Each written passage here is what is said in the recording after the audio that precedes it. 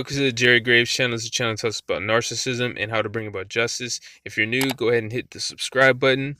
And there's a link in the description to the following story. So apparently this guy, Bryan Rogers, who's pictured on the left, was talking to this young teenager online on a online forum. It was a game that he was playing called Roblox, and apparently they can chat, and he was sending her some encrypted application, and she was telling him that she was getting raped by her stepfather, Randall Pruitt, who's pictured on the right. And the interesting thing about this story, there's a lot of interesting things and sad things, but he actually went out in front of reporters and was begging for her to come home and did the whole nine with her mom. And her mom was actually informed by the teen and believe her. And isn't that one of the most common stories that you hear about children who are being abused? You always hear that the parent didn't believe or somebody didn't believe them. Like people just kids just randomly make this type of stuff up. So I believe that she's equally to blame, the mom. So she's texting Bryan asking for his help, and he was like, I'll help you if you send me a video of you being raped, because that'll be footage and evidence, and that's the only way I can help you, or I'm going to get in trouble. And he kept saying, I'll get in trouble. So he didn't really want to help her, and apparently he just obviously wanted to see her getting, raped. So he's a sick person.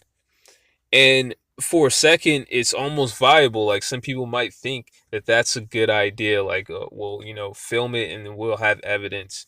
But the thing was, he never ended up sending the video to the police or anything like that. So he's just a complete dirtbag. And the police caught up to him. He's facing like 30 years. And my whole thing is that this is how it always works with narcissists and toxic people, where they secretly help each other without, he came and picked her up and brought her to his home, and she was found in his closet. She wasn't dead or anything. She was hiding in his closet, and who knows what he was going to do to her. But he never actually turned in the tape. He never did anything to help. People who are toxic, they handle situations like this by being intellectually dishonest.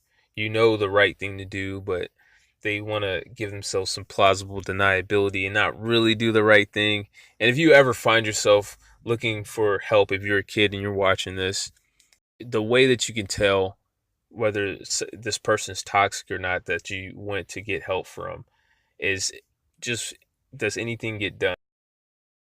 I don't care if it's one day or a week goes by, even if it's an hour goes by and you're telling somebody something like this and nothing's getting done, then they aren't going to help you.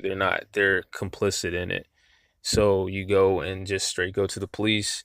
It might be scary, but she could have easily emailed the video to the police. Even if you're a kid, you can't really put your complete trust in anyone. Simple as that. I don't care who it is. Even if they raised you, they never done anything wrong to you. You never put your complete trust in anybody. But I don't. It could be your parents, your mom, your dad, anybody. Don't completely trust anybody. A lot of people that you trust can add more confusion to the situation and make you more disoriented just by not doing anything. And another thing, a lot of people think that, what are the odds? What are the odds you would find somebody who would do this? Like if you already ran into a toxic person who's already doing something unbelievable, what are the odds that if I contact somebody online or somebody else just randomly, that there would be another toxic person? But the odds are very, very high. There's a lot of people who would do this.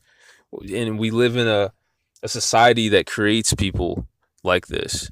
A lot of people like this.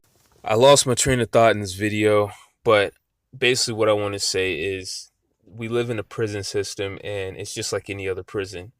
People who are criminals, they try to learn from other criminals. So even talking to somebody randomly about this would make it where they could be the type of person who's trying to learn from, and they will ask you questions and things like that, but they want to learn how it all came to be, and so that they can be a better abuser. But that's the end of the video. Thanks for watching. If you haven't subscribed, make sure you hit the subscribe button. Peace.